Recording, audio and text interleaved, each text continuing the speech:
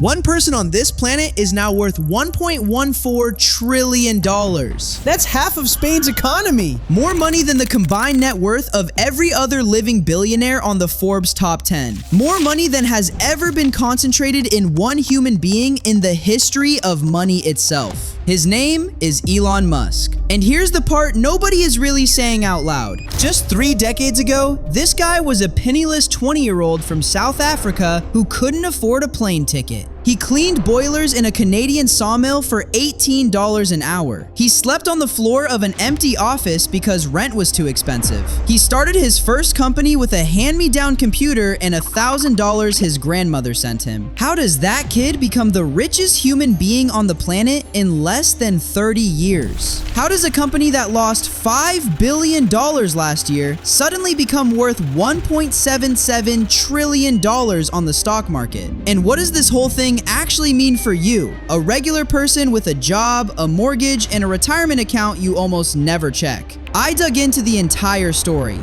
Stick around. This one is gonna make you look at your 401k a little differently.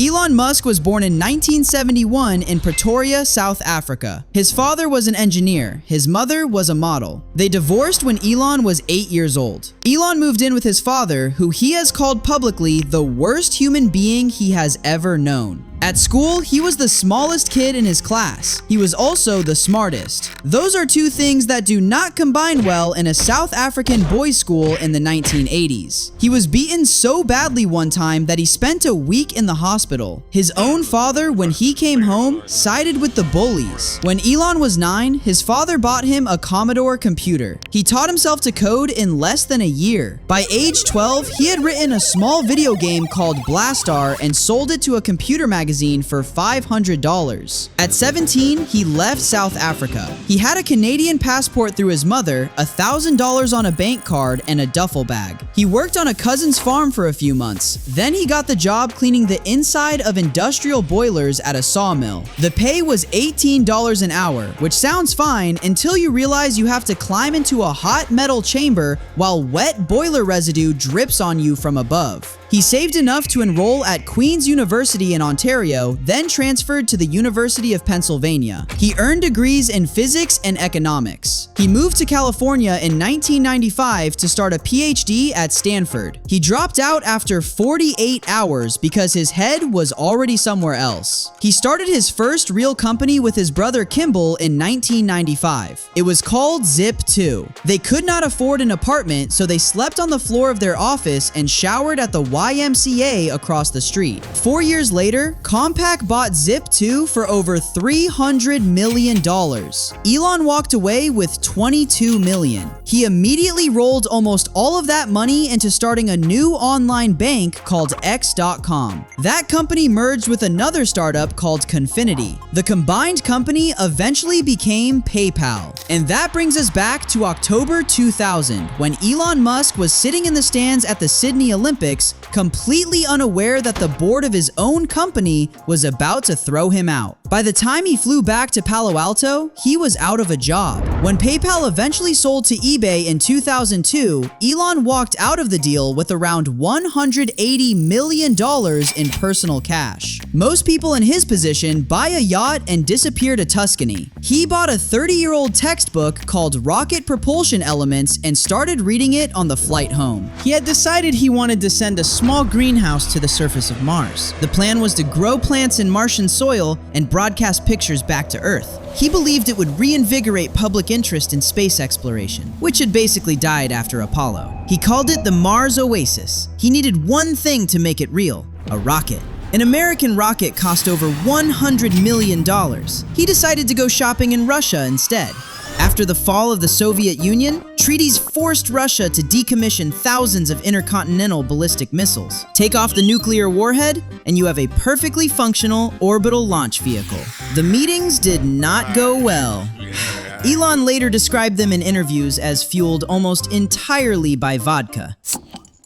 Every Russian official at the table had a personal bottle in front of him, and they would interrupt every business question with a toast. During one heated exchange, a Russian official actually spit on him in disgust.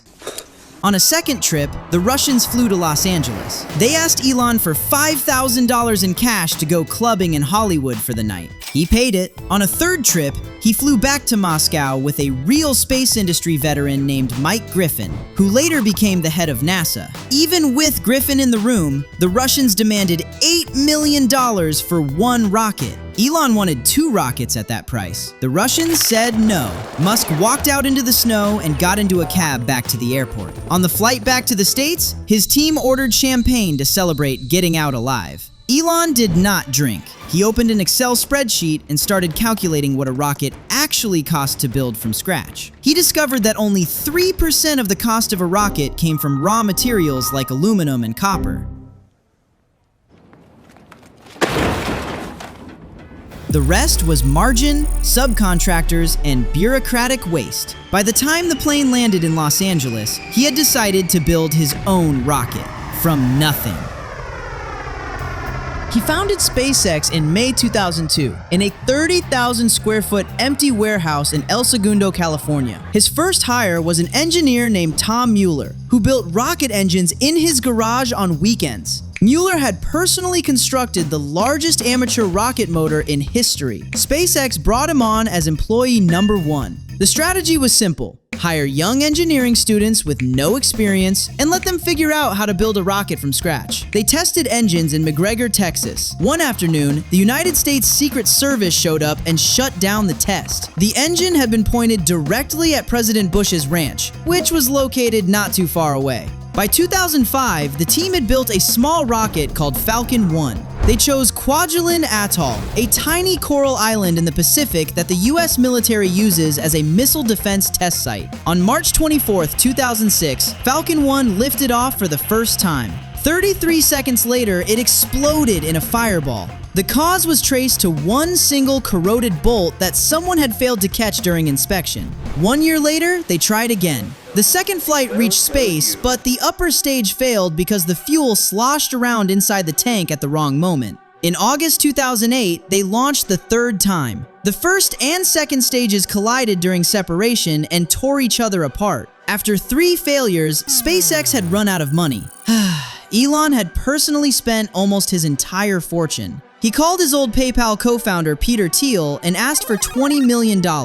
There was one spare Falcon 1 rocket sitting in a hangar in Los Angeles. The team rented a military cargo plane to fly the rocket to the launch site. During the flight, the rocket started to dent inward because of pressure changes in the cargo hold. An engineer climbed inside the rocket mid-flight, found a pressure release valve, and turned it with a wrench. He saved the rocket with about 30 seconds to spare. On September 28, 2008, Falcon 1 launched for the 4th time. This time, everything worked. SpaceX became the first private company in human history to put a liquid-fueled rocket into Earth orbit. 3 months later, Elon was at Disneyland with his brother and his kids when his phone rang. It was NASA. SpaceX had just won a $1.6 billion contract for 12 cargo runs to the International Space Station. Over the next 15 years, that NASA money funded almost every major piece of modern American spaceflight. By 2012, SpaceX was the first private company in history to dock a spacecraft with the International Space Station.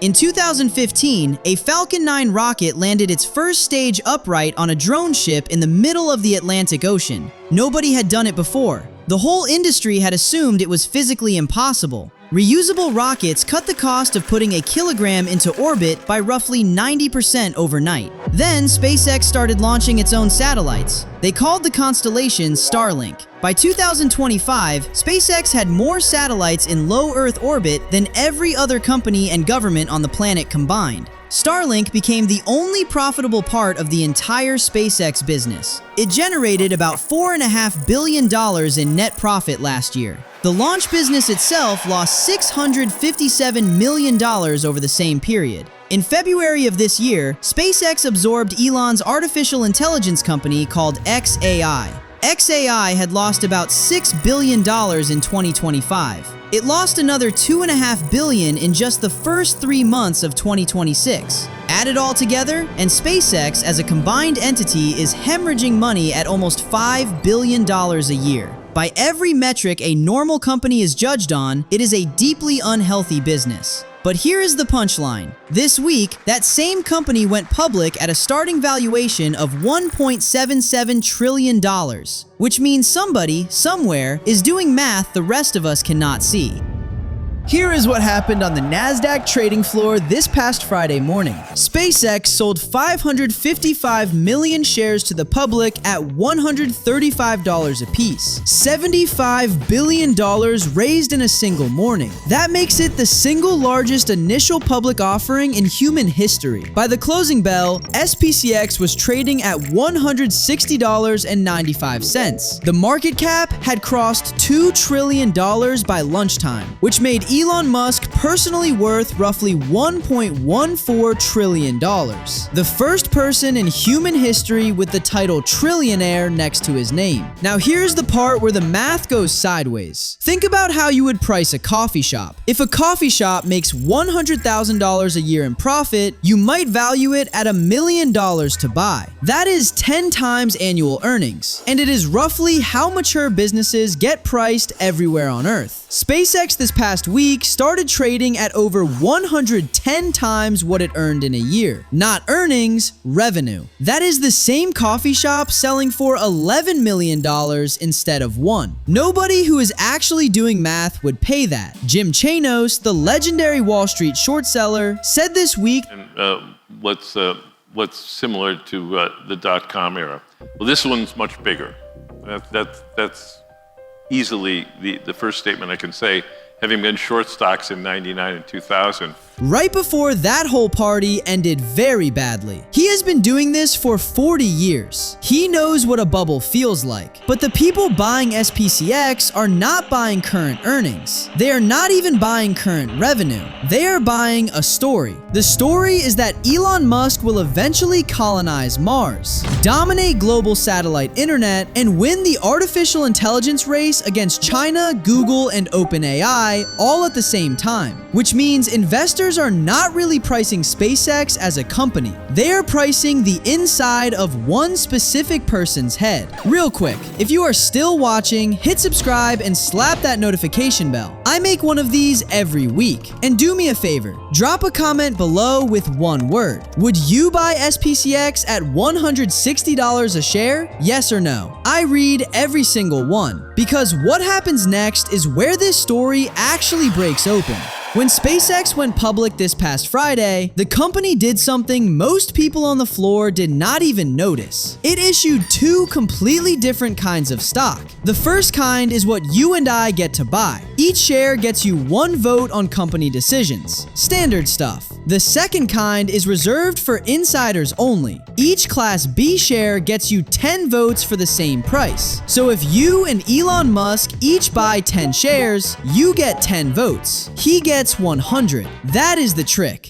Elon Musk owns almost every Class B share that exists, which means after the largest IPO in history, after $75 billion changed hands, Elon Musk still personally controls 82% of all voting power at SpaceX. That number is not an accident. It is what allows him to override the entire board of directors on any decision by himself. But it gets worse. The IPO documents contain one specific clause that is genuinely unusual. The clause says that Elon Musk cannot be removed as chief executive officer without his own written consent. If everything goes sideways, if Starship blows up on Mars, if Starlink loses to a Chinese competitor, if XAI turns into a money pit, the shareholders cannot fire him. He is permanent by contract. Now here is the part that most regular investors missed entirely. Normally, when a brand new company goes public, the big stock indexes like the NASDAQ Composite wait one full year before adding it. This is called the seasoning period. The whole point is to protect people with retirement accounts from getting forced into volatile new stocks. SpaceX asked the indexes to skip that waiting period, to add the company within 1 week instead of 1 year. The NASDAQ agreed, which means index funds that millions of Americans own through their 401k retirement plans absorbed SPCX into their portfolios automatically, whether those workers wanted it or not. They did not get to vote. They were not asked. A veteran Wall Street portfolio manager named George Noble summed it up in 5 words this week on Bloomberg. Quote, "Your 401k is the exit liquidity. Exit liquidity is a term traders use to describe the people who buy stock from insiders at peak prices. Insiders sell at the top.